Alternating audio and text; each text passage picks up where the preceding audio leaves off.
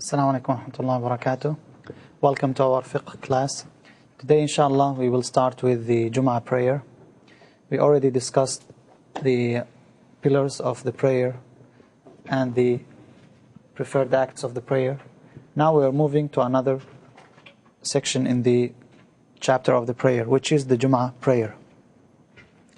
We have conditions for the Jum'ah prayer to be obligatory. If one of these conditions is not fulfilled, then Jum'ah prayer is not obligatory. We have 7 conditions. Again, I'd like to remind you with the importance of the numbers. Remember the numbers. We have 11 things that invalidate the prayer. We have 12 pillars or 18 pillars for the prayer. We have 15 preferred acts. Now, we have 7 conditions in order for the Jum'ah prayer to become obligatory. The first one is entering into Islam. The one who performs Jum'ah, he has to be a Muslim. Number 2, reaching puberty. You have to reach the age of puberty. Number 3, being sane. If someone does not have his sanity, he doesn't have to pray the Jum'ah. Number 4, being a free man. Number 5, being male.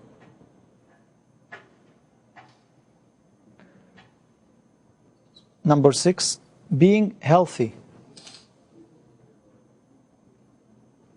And number 7, being a resident of the area. Let's go back to the conditions. What are the evidences? Entering into Islam. Does the kafir have to pray the Jum'ah? No. Well, he has to pray, but it will not be accepted anyway, even if he prayed. So, Islam is a condition. Reaching the age of puberty. Why it is a condition? Yes. The pen has been lifted. Yes, exactly. The pen has been lifted on 3 types of people. One of them is the boy, the young person, until they reach the age of puberty. The same thing with sanity. What about being a free man? The slave does not have to pray the Jum'ah? Does the slave have to pray the regular prayer or not? Yes. He has. So why the Jum'ah is not? He needs a permission From his master? Does he need a permission to pray the regular prayers? No, No, so what's the difference? because that takes out of his time. Yes, Jum'ah prayer is not like the regular prayer. It takes more time. And he has to leave, so he doesn't have to pray the Jum'ah. What about women? Why don't they have to pray the Jum'ah? Same question as yesterday. Yes. It's better for them to pray It's better for them to pray at home. at home. That's the sunnah always. The Prophet ﷺ said, when the woman prays in her house, it is better than praying in the masjid. So she doesn't have to pray in the masjid. Actually, there is a hadith. لَيْسَ عَلَى الْمَرْأَةِ وَلَا عَلَى الْعَبْدِ جُمْعَةٌ. There is no Jum'ah for the woman and the slave. Being healthy. What about being healthy? Do you have to be healthy to pray in general? If you're sick, you don't pray at all? Well, the Jummah is in congregation. You have to stand in line. Yes, Jum'ah requires more effort. You have to leave your house, you have to come to the masjid. And you may not be able to do that. You're sick, so you don't have to attend the Jum'ah. What about residence? The same thing. If you are traveling, you are excused.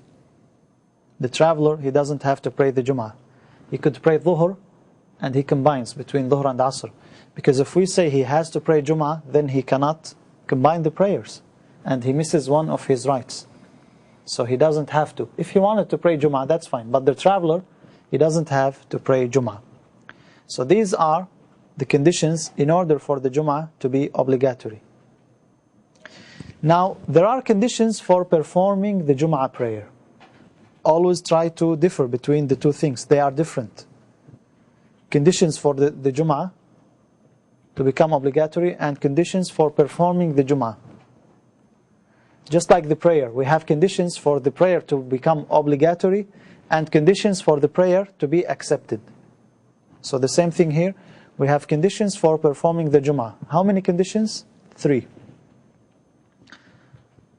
The area must be urban or rural. And here there is a problem of translation, because rural, it refers to a smaller place. While actually what we mean here, the area, it has to be at least with a place for residence. It's not a desert, not a place where people travel.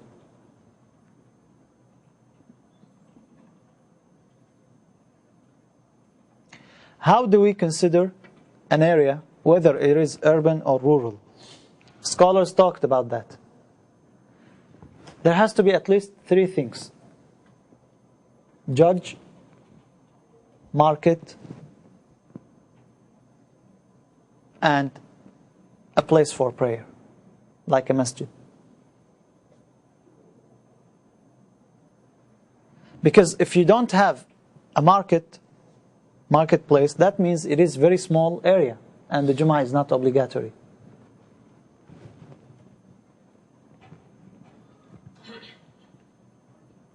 And the same thing if you don't have a leader, mayor, or judge for that area. And it depends. Other scholars, they considered different things. Number 2, the members of the congregation are at least 40 in number. They have to be 40, at least. This is again the Shafi'i school of thought. If you have less than 40 people, is the Jum'ah obligatory? No. It is obligatory, but you don't perform it. If you are a male, you are healthy, the Jum'ah is obligatory. But in order for the Jum'ah to become correct, you have to have 40 people. So in this case, you don't perform Jum'ah. Just like in the prayer, if you are male and you are able to pray, but the time did not come, can you pray before the time? No. Here, actually, what's the evidence that they have to be 40?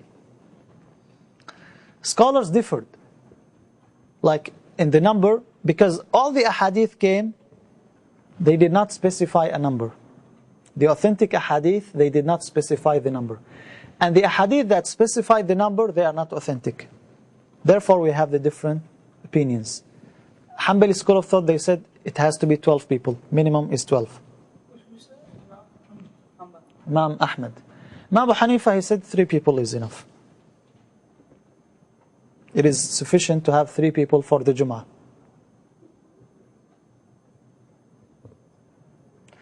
So in the Shafi'i school of thought, if it's less than 40, you don't have to pray the Jum'ah.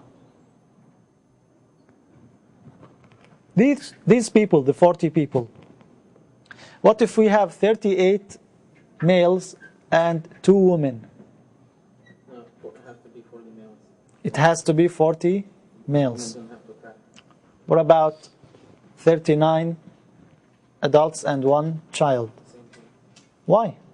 Because they're not, you don't have to, even in the same case in the slave.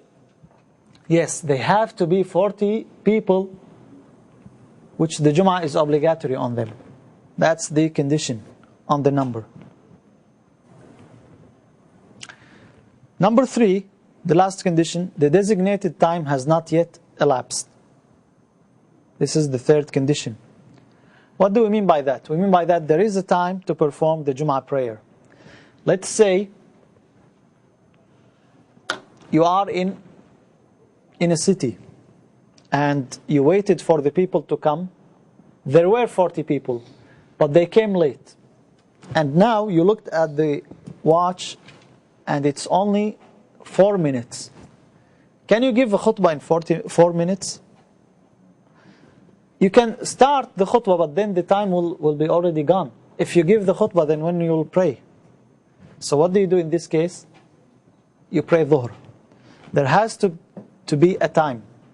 If the time is already gone, then you don't pray Jum'ah. So these are the 3 conditions in order to perform the Jum'ah prayer. We have 7 conditions in order for the Jum'ah to become obligatory, and we have 3 conditions in order to perform the Jum'ah. Now we have required acts for the Jum'ah prayer. And also they are 3. We have 3 required acts for the Jum'ah prayer. One of them is you have to have 2 sermons during which the Imam stands up and between which he sits down. You have to have 2 sermons, standing and sitting. So you stand up, you give 1 sermon, you sit, you stand up again, you give the 2nd sermon. That's the way you perform it. Why? Because that's how the Prophet ﷺ performed it. So they said it is obligatory. This is a pillar. In the Shafi'i school of thought, if you start in Alhamdulillah, Nahmadu wa Nasta'inuhu, and you talk for half an hour, and then you say Aqim as-Salah while you did not sit down, is the Jum'ah correct? No. No. It says here, it's a pillar. What's the meaning of pillar? You have to do it. Number 2, performing 2 units, 2 rak'ah. They say the 2 standings, they are like 2 rak'ah. And then you perform 2 rak'ah. Number 3, performing the prayer in congregation. What do we mean by that? Someone came to the Jum'ah and he attended the entire sermon. But then he looked at his watch and he found out that his break is already over. He has to go back to work. And he goes. Is he considered performing the Jum'ah? Yes or no? No, he has to pray the 2 rak'ah. Without the 2 rak'ah, in congregation. Remember, in congregation. You cannot say, I'll pray in my work. I attended the Jum'ah, Alhamdulillah, and I go and pray in my work. You cannot. You have to pray in congregation.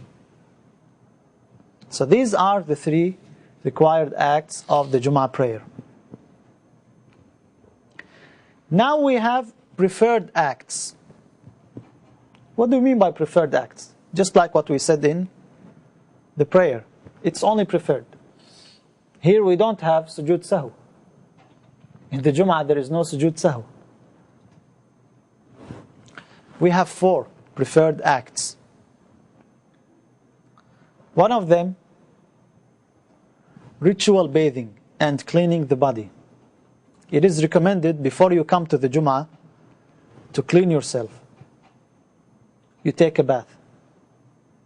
In some schools of thought, this is mandatory. The Prophet ﷺ said, حَقٌّ عَلَى كُلِّ Muslim. It's the right upon each Muslim to perform ghusl before he comes to the Jum'ah prayer. Number 2, wearing white clothes. It is recommended also. The Prophet ﷺ recommended wearing white clothes always. And in particular on Friday. There is no specific hadith to say Friday in particular is recommended, but because this is a day where people gather, and in general you're recommended to wear white cloth, so it is the same on Jum'ah prayer. Number 3, trimming the nails. Trimming the nails. Number 4, wearing perfume.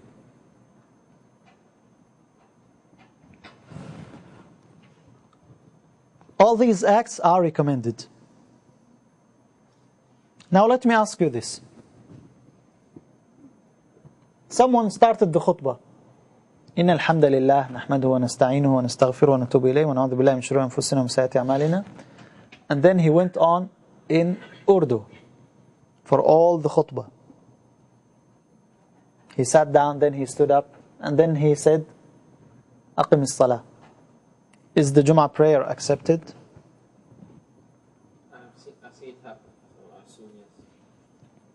If you see it happen, does that mean it is correct? Mother says it has to be in Arabic to get it. It has to be in Arabic. Do we have this? Is it a pillar of the Jum'ah to be in Arabic? No. No. It's nothing. At least not in the Shafi'i school of thought. It's not. You wouldn't understand. What? Some people would be, I mean, it's, you know, Pakistan, you wouldn't understand it. It's just not. Yeah. And vice versa also. And the other way around. What if someone goes to a place where they give the khutbah in Arabic and he doesn't understand a word? Arabic is only recommended. It's better actually to give the people what they understand. That's the purpose of the khutbah. So we do it here in English. Yeah, we do it in English. You start with ayah, with hadith, and that's the khutbah. What's the khutbah? The khutbah consists of ayah, hadith, and the prayer on the Messenger sallallahu alaihi wasallam. Whatever comes else is extra. Whether you say it in Arabic, in Urdu, in English, in any other language. So why 4 minutes are not enough? Why 4 or 5 minutes are not enough? What's the length?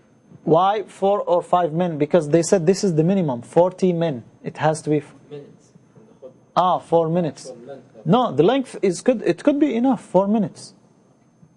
But 4 minutes speech, and then you have the prayer. The prayer will take more time. So it will not be enough to do both.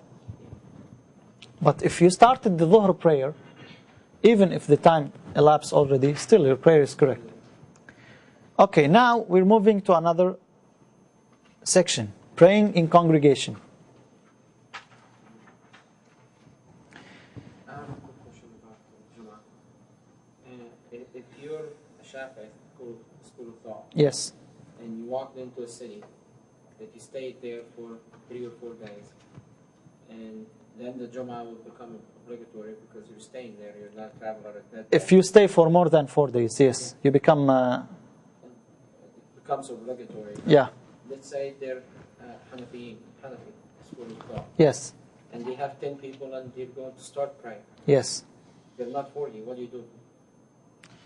You could pray with them, but it's not mandatory on you. Because you believe it becomes mandatory when there are 40 people. Now, all what we discussed is when you pray alone. Now we're talking about praying in congregation. We started with the Jum'ah prayer. And now we're moving to the other prayers. Congregational prayers and the Eid prayers. Congregational and the Eid prayers are established traditions. What do you mean by established traditions? Sunnah of the Prophet ﷺ. So, according to the Shafi'i school of thought, if a man does not pray in the masjid, what's his punishment? Nothing. Why? Because it's a sunnah, not It is a sunnah, because there is a sunnah. Now, that does not mean you're encouraged to leave the prayer in congregation, but just in case you did not pray, it is only sunnah. It was opined that congregational prayers, this is another opinion, are collectively obligatory. What do you mean by collectively obligatory? you put all the reasons together. Fard kifaya. Fard kifaya. If some did it, then it is sufficient. If none did it, all the people are sinners. That's what we mean by collectively obligatory. So we have 2 opinions in the Shafi'i school of thought. What's the difference between number 1 and number 2? And number 1, it's not a sin on you as an individual if you don't pray. Okay. But if everybody doesn't, it's a sin on everybody. Collectively, on everyone. It becomes... This is number 1. Yeah. What's about number 2? Well, the second one was number 2. What's the difference, I'm asking, between number 1 and number 2? An individual, if he doesn't go pray the congregational prayer, he's not sinning. But the number 2, if no one in the community prays congregational prayer at all, that's a collective sin in everyone. And according to number 1, if no one prayed at all? According to number 1, if no one, no, it's not a sin. Yes, exactly, that's the difference. Number 1, they say, even if nobody prayed, no one is sinning. But it's again disliked, but it's not a sin. While number 2, if no one prayed, everybody is committing a sin. Because they said it has to be, like it has to be a city, a Muslims. What makes them Muslims? If someone stranger came, he needs to see that people are praying. Actually, the sunnah of the Messenger ﷺ, whenever they wanted to fight people, before they fight them, they wait to see if they are praying or not. That's what Khalid bin Walid radiallahu anhu was commanded to do. So, these are the two opinions of Imam Shafi'i rahimahullah. What's the evidence? Because there are many scholars who said it is wajib, it is mandatory. And to say it's wajib, it's very strong opinion as well. The jama'ah prayer, the congregational prayer is wajib, is very strong opinion. What's the evidence that it is sunnah or collectively obligatory? It's not mandatory on everyone. Do you know? You don't know? Why do you go to the masjid? You like to? Or people are doing it, so you can't? Yes, you know?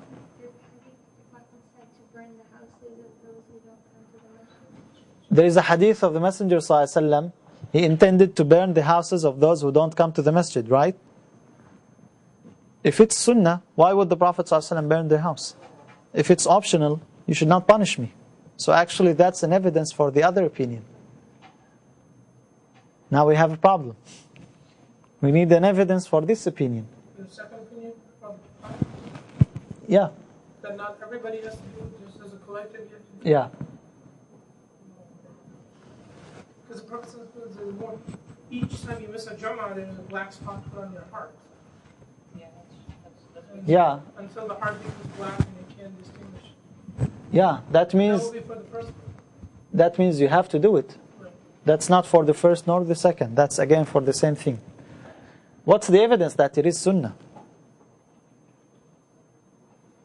The Prophet ﷺ said in hadith, in both Sahih, in Sahih al-Bukhari, صلاة الرجل في المسجد تفضل على صلاته صلاة الجماعة تفضل على صلاة الفرد ب27 درجة ب26 درجة or ب25. When you pray in congregation, it is better 25 times than you pray in your house. Now they said to prefer or to favor one over the other, that means the other one is also permissible. Otherwise there is no comparison between the two. Because you would say from the beginning it is not permissible to pray at home. But the Prophet ﷺ is simply telling you it is better 25 times. That means it is still permissible to pray at home. Make your house graves. Yeah, this supports again the other opinion. So this is the essential evidence for the Shafi'i school of thought and Maliki school of thought, whoever said it is sunnah or sunnah muakkada, that you don't have to do it. Now we're moving to an important issue, which is the timings for prayers. And I believe this is something you don't have in the book, so be with me. First prayer is the Dhuhr prayer. This is the first prayer. Is it the Dhuhr or the Subh prayer? I always thought it was Salat al-Fajr, but I was wrong. Why? I was told it was the first prayer was the Dhuhr prayer, not the Fajr prayer. Is it Dhuhr or Subh prayer? I knew it was Fajr because it First, started the day. THUHR. Is this correct? It's the first prayer of the day is the Dhuhr prayer because you pray Fajr before the sun comes up. Does that make it the first prayer? If it's the day, the first prayer on the day, yes, it make it the first prayer. No. When does the day start? When the sun comes out. According to whom? According to light and dark.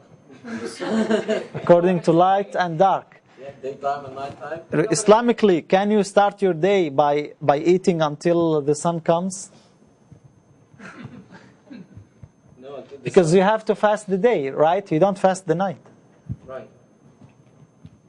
You cannot take this. The day starts in the middle of the night, 12 a.m. That's when the evening starts. No, that's not it. It's just light. So what do you think? We don't want to spend more time. Quickly. Is it Dhuhr or Subh prayer? Come on. What was the question again? What's the first prayer on the day? On the day it becomes Dhuhr. No. It's a day. In our Yes. 5 prayers, it's Fajr. So we'll put Dhuhr because the day starts after Fajr, sunrise. So the first. Fajr is not sunrise. Again, you are mixing two things. Fajr is not sunrise. Fajr is the dawn. No. So it is the Fajr then, if that's the case. It's the Fajr. It's the Subh, if that's the case. No, actually it's Dhuhr. Okay. It's the first. opinion. It's the first prayer. Why? Yes. It says Dhuhr is first. Why? Why Bazigha? It seems logical. It seems logical. We need evidence. Jibreel alayhi salam, when he came to the Messenger sallallahu alaihi wasallam, when the prayer was ordained, the first time he came, it was on Dhuhr prayer. So it's the first prayer. Yes. So let's say because we are encouraged to stay awake after Fajr and begin our work after the sunrise. Yeah, so we already started our day in that case.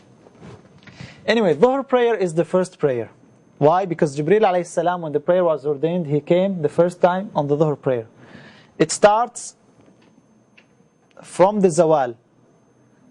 Zawal means when the sun is moving from the zenith, from the meridian. That's the beginning of the Dhuhr time. Until the shade of everything becomes equal to the length of it after the shade of meridian.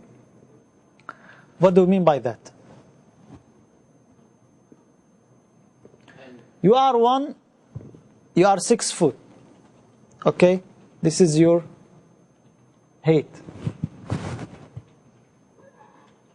The end of the Dhuhr prayer until you have the shade of 6 foot. After you add, everything has a shade, even when the sun is straight, up, vertical.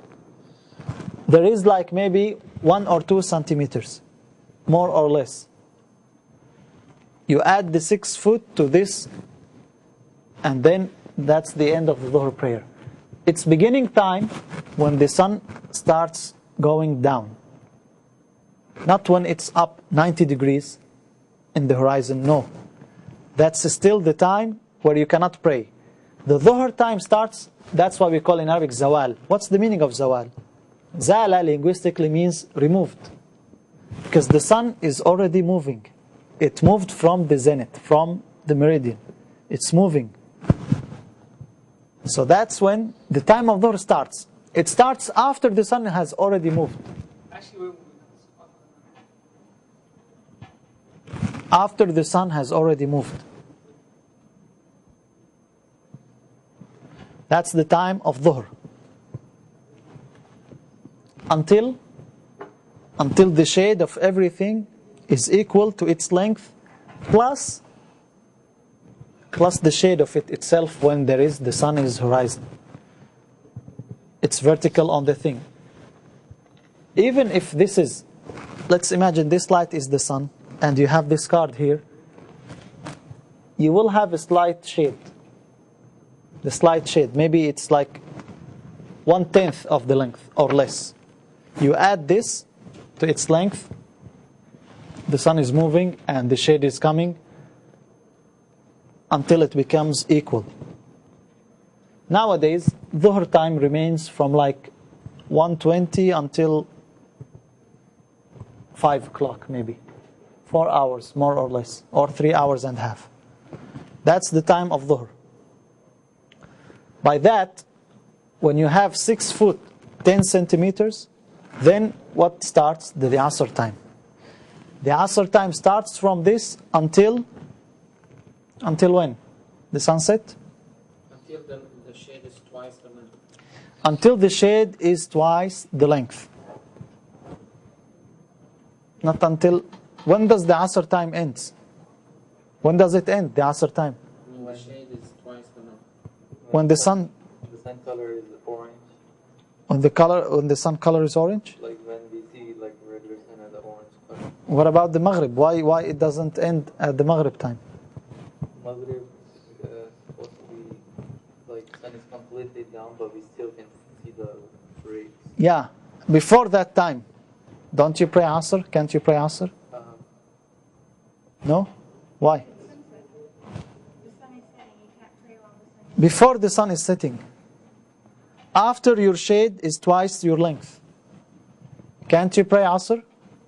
Because there is time. There is like half an hour or so.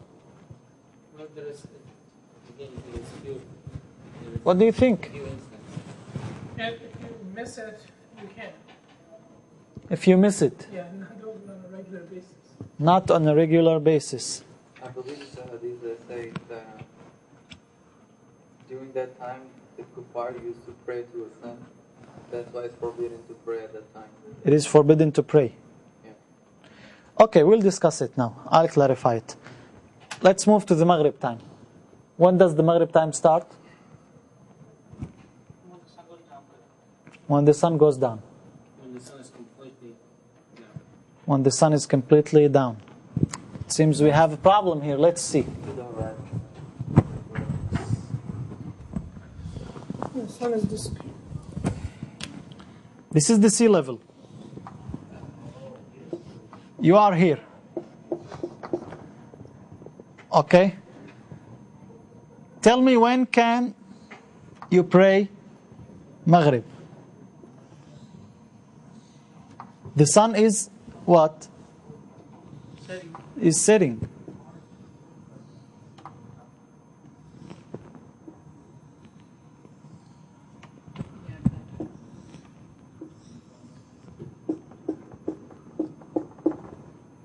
When is Maghrib is due, or until when you can pray Maghrib? When can you start praying Maghrib? And when before last? Which number? Number 4. 4? Online?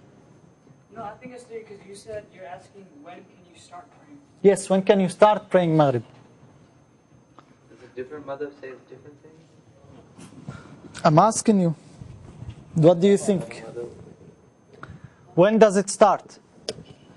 Ozia says when the sun. Which number? Tell me which number. Don't tell me when the sun. I gave you a chart. Not the best of drawing, but I think it's clear.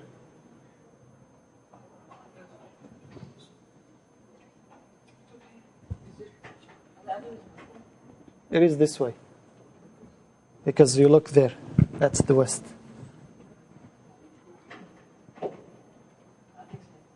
Yes. Atiyah says number 2. Atiyah says number 2. Why not number 1? When the sun is equally setting, half of it is down and half of it is up. What do you think? Tell me here. What do you think? Number 4. Number 4? When you're able to see the rays of the sun? Yes. It's not like night, but it's not too dark either. Yeah, it's not night. Again, you can see the rays of the sun. That's okay, as long as the sun is completely gone. If the disk of the sun is gone, you can pray. That's what you look for, the disk of the sun. So it is number 4 here. It is number 4.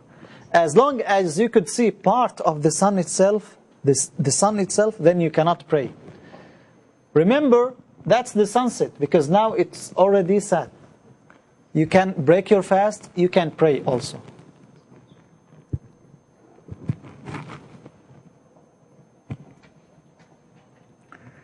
Number 4, the Isha prayer. When does it start? It's completely dark. When it's completely dark. Be more accurate. When the sun is When the red twilight ends. Now, after the sun is setting, what happens? There is still some kind of light. And it takes some time. When it's totally dark, there is the red twilight. When it's gone, then that's the beginning of the Isha time. Until when? Until 1/3 of the night. The first third of the night. 1/3 of the night. Not until the dawn? No, Midnight? you can pray Isha till midnight. The first third of the night is gone. Why it's the first third? They say midnight. What's the midnight? 12 a.m.? Midnight to that, because the Isha is 10 p.m. now. So if we divide the night by 3, it will come around, and the Fajr is about 5 o'clock. So it will come about midnight, but sometimes the day is a lot longer. So sometimes it's not always 12 a.m.? No, it's not. Are you sure? Yes. Yes. It's midnight according to the middle of the night from the time Isha starts to when Fajr starts. So we calculate the night from the Isha time until Fajr time. In the middle of the night there. Wrong. From Maghrib time, from the sunset until the dawn. So nowadays, like today, the sunset is almost 8:22. And the subh, the dawn, is 5. No, it is 5, maybe 14 or 15. Let's say 5:16. How much time do we have? 29 Almost 9.5 hours. 9 hours, let's say 9 hours even. Okay, let's just assume 9 hours. If you say half the night, then you divide this by 2, which means 4.5. 4.5, you add it to 8:29. The midnight is when? 1 o'clock in the morning at that time. It is 11:59. It's exactly 12 a.m., the midnight. Why? Because it's only 9 hours. That's 12:59. And 12:59?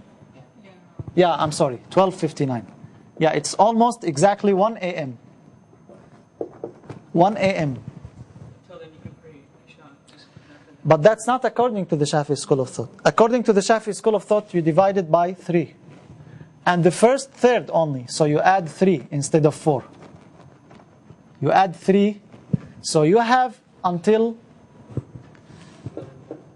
11:59. So midnight.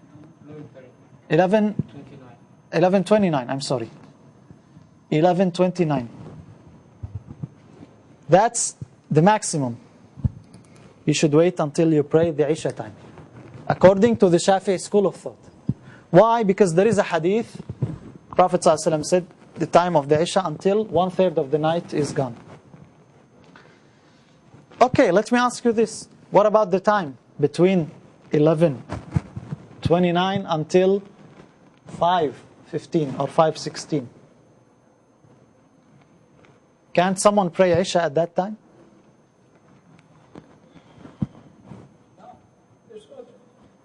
Well, you can always try. If you were traveling, you couldn't try. Okay, let's finish the last one, which is the subh prayer. When does the subh prayer start? When does it start? Before sunrise. 4 hours before sunrise? 2 hours before sunrise? When does it start? From the dawn. First night. From the dawn. Yeah, Not the first light.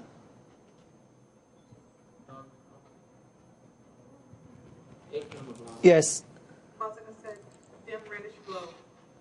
the dim Reddish glow. glow. Yes, There's 2 dawns, so you have to wait until the second dawn. yes, it is 2 dawns, that's correct. Fajr al-Kadhib and Fajr al-Sadiq. The lying dawn and the true dawn. The lying dawn, it comes vertical. Prophet ﷺ gave the example like the tail of the fox. And the true dawn, when the light starts in the horizon. That's the true dawn. That's the beginning of the subh time. Fajr al-Sadiq, the dawn. Until when? Until Isfar. What's the meaning of Isfar? Rumah. Until when you pray? Yeah. Sunrise. Is the Isfar sunrise?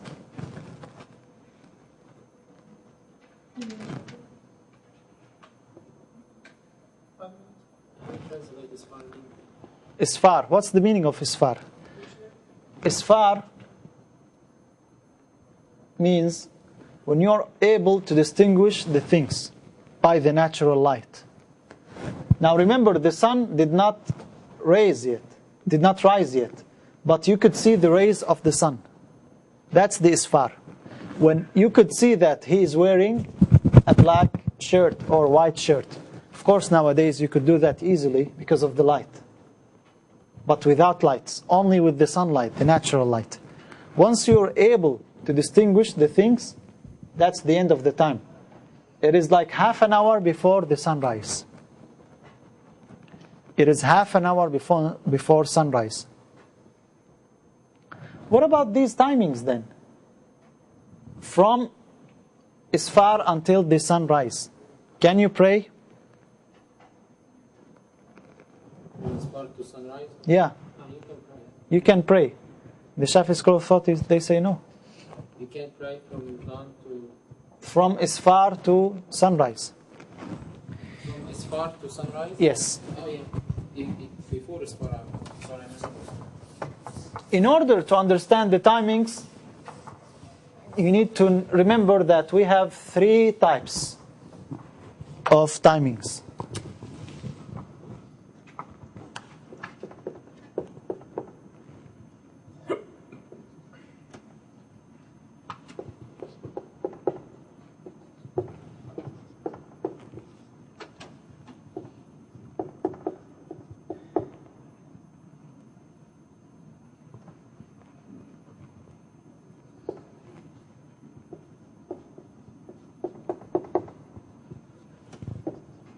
We have virtuous time, we have permissible time, and we have necessity time.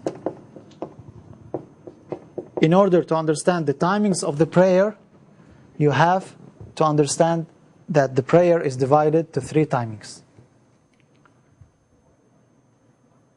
Dhuhr prayer or Isha prayer. Let's say Isha prayer. When does it start? We just said when the red twilight is gone.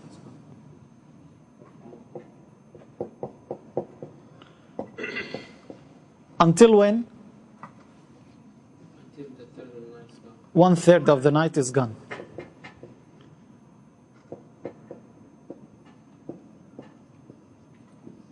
That's number 2, permissible time. What's the evidence that each prayer is divided to 3 types? The Prophet ﷺ, when he was asked, what's the best deeds?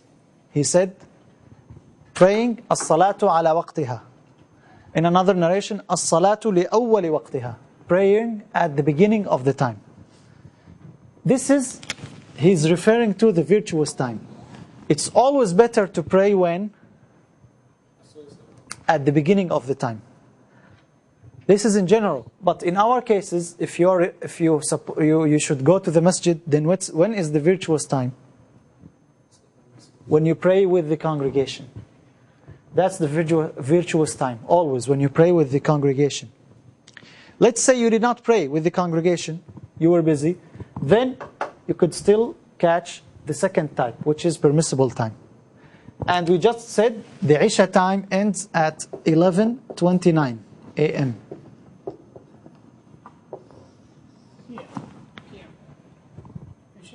PM, I'm sorry. PM. PM. Right? What if someone slept at 9 p.m. before the Isha time and he woke up 2 a.m.? What do you tell him? You cannot pray anymore? This is the 3rd category, necessity time. So the Isha time is still available until the dawn, until the beginning of the second prayer. If the second prayer started, he cannot pray anymore. He can make it up only. Why? Because he had an excuse, he could pray. But if someone is sitting, watching TV, playing, talking, and it passed this time, he cannot just come and say, I'm praying on its time. He's considered missing the prayer, and he's considered making it up. The same thing for Asr prayer.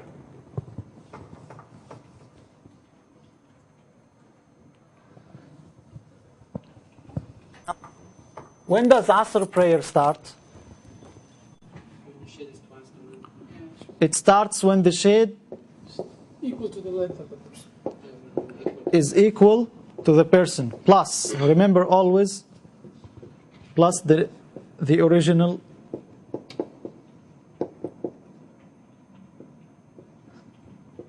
shade. There will be always, if this is the sun, even if there is something very small, even if it's 1 meter, you will have a shade, like 2 centimeters. So when the sun is moving, the shade is going until it is 1, 2. That's when the Asr starts. When does it end? When the shade becomes 2 meters, twice. Again, that's the time of what? Permissible time. Permissible time. The virtuous time, we already said, at the beginning of the time. Unless you have congregation, you don't say, oh, it's better to pray at the beginning of the time, so I will miss the congregational prayer. It's always recommended to pray with congregation. What if it became 6:30 p.m. and the sun became very yellow, but it is still? Here is the sun. It started what? Setting. It started setting. Can you pray at this time?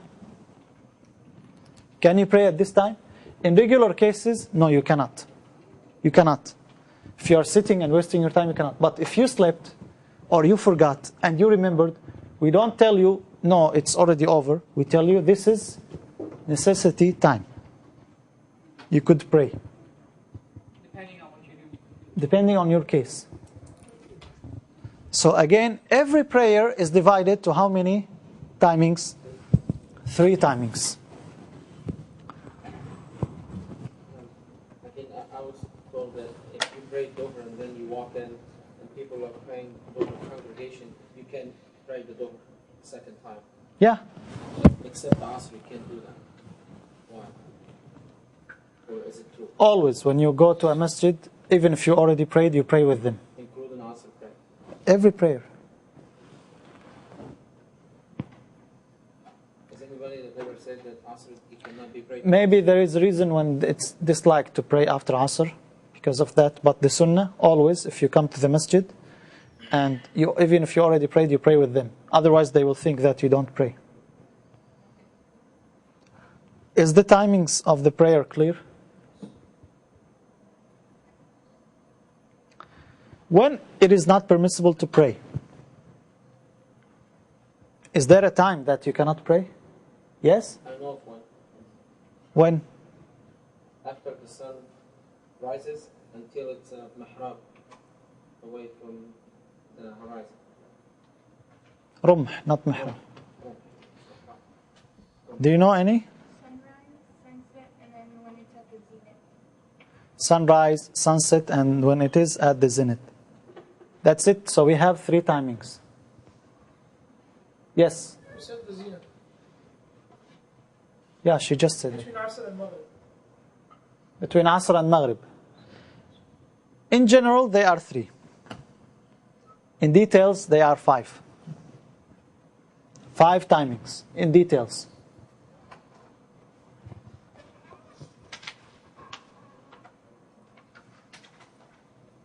The first time is after the subh prayer until the sun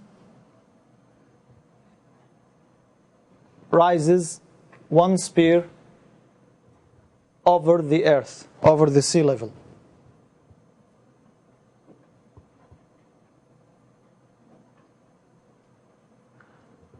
Or you could say it is 2 times.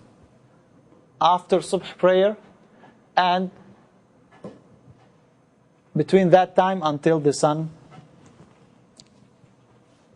is up over that space, which is 1 spear. Then when the sun is at the zenith. This is the second time.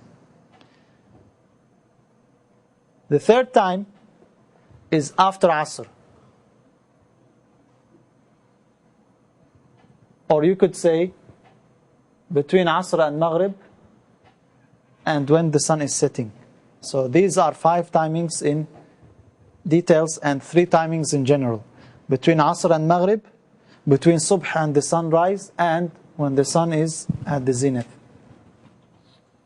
You had something?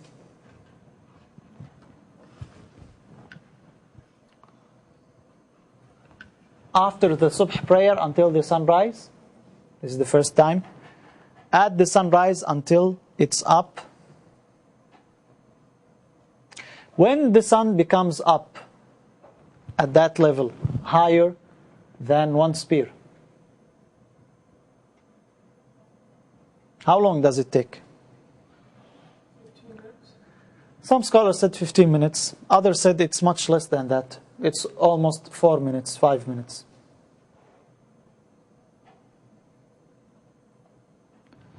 Number 3, before Zawal, when it's midday at the zenith.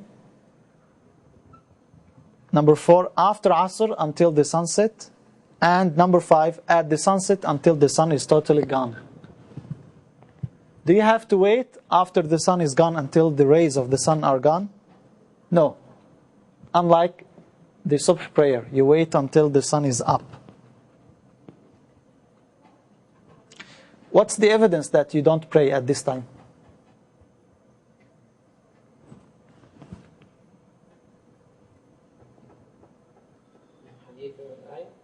What's the evidence? The Messenger ﷺ, in one hadith, he forbade praying at this time. The companion said, ثلاث ساعات, 3 timings, the Prophet ﷺ forbade us from praying at them. These are the timings.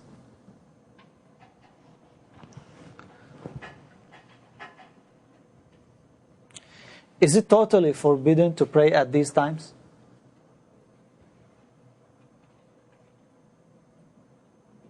Totally, 100%.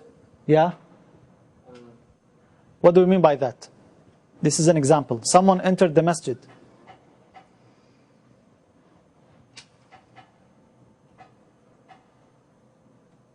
Do you pray or you don't pray? You pray 2 rak'ah when you walk in. What if you enter the masjid after Asr? Bilal used to pray. You pray the 2 rak'ah when you walk in, regardless. Regardless? No, you do not pray because it's prohibited. Prohibition takes. It's prohibited to pray. And it's prohibited to sit without praying. What do?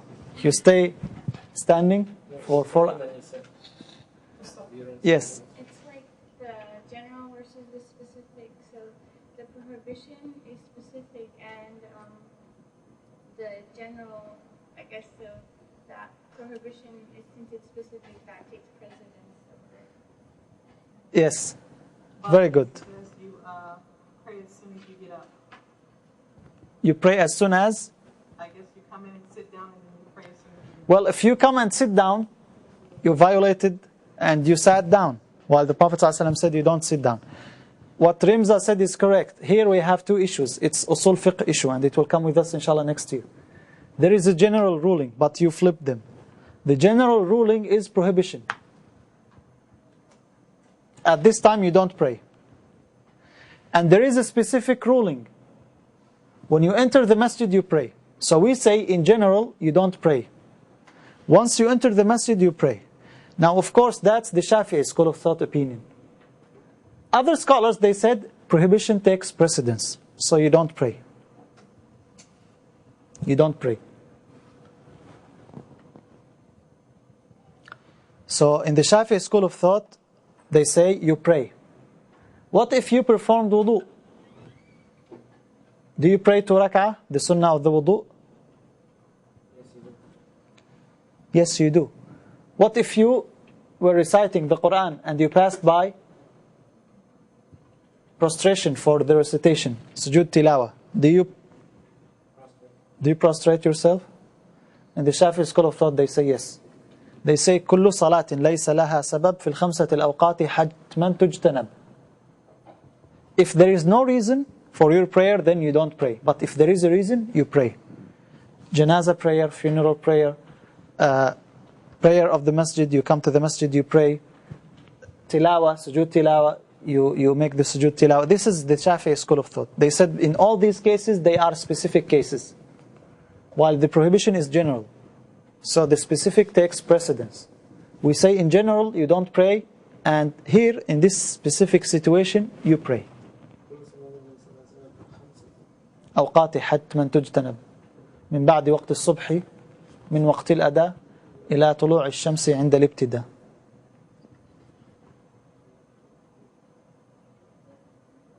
So in the Shafi'i school of thought, you pray in these timings. Now we're moving to another issue. How you are considered a follower of the Imam?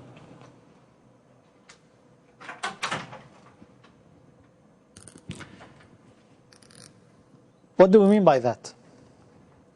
You're watching TV or you have a laptop and you see the prayer of the Haram in the masjid. Can you follow the Imam? No. You have to... No, you can't. Can you follow the Imam of the Haram? You see him, you hear him, he made prostration and you prayed. But not every location has the same time. Where if he's somewhere else and you're somewhere else? Yeah, they are praying Maghrib now. Yeah, and It's actually now, almost now. It's Maghrib time there. Can you pray with them Maghrib? No, because of your location. It's not Maghrib time. It has to be in the location. No, well... What if they are broadcasting the prayer from South Zone Masjid? It's in the same area, the same city, but it's like 6 miles away. You could see them. Can you or you can't? You can't. Why? I don't remember this. You have to be on place within a certain distance from the Imam. You have to be on the same place with a certain distance. From the Imam. If you're beyond that distance, you have to perform another congregational prayer. You have to split it. Why? I can't remember the evidence, but I know that. How you are considered follower of the Imam? When can you follow and when you cannot follow the Imam?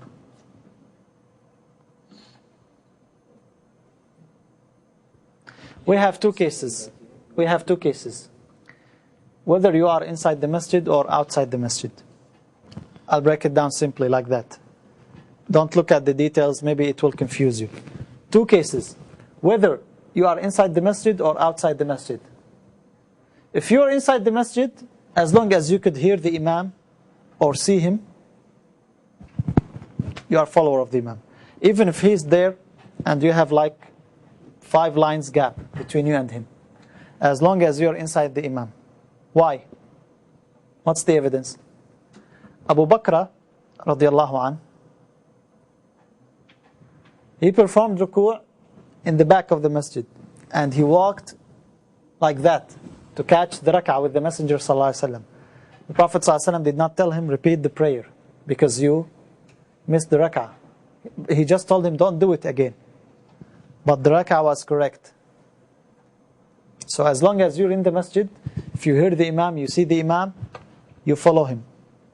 If you're outside the masjid, the lines have to be connected. The lines have to be connected. Why? If they are not connected, then you are not following the Imam. There is a gap. Why in the masjid it is forgiven? Because in the masjid, you are in the masjid, you are following the Imam and there is an evidence. The Prophet ﷺ said the Imam is only a sign to be followed. So you have to follow the Imam. Without this, you don't follow the Imam. So that's how you're considered a follower of the Imam. Whether you are inside the masjid or outside the masjid. If you're inside the masjid, you hear him, you can hear him or see him, you're following the Imam. Outside the masjid, the lines have to be continuous.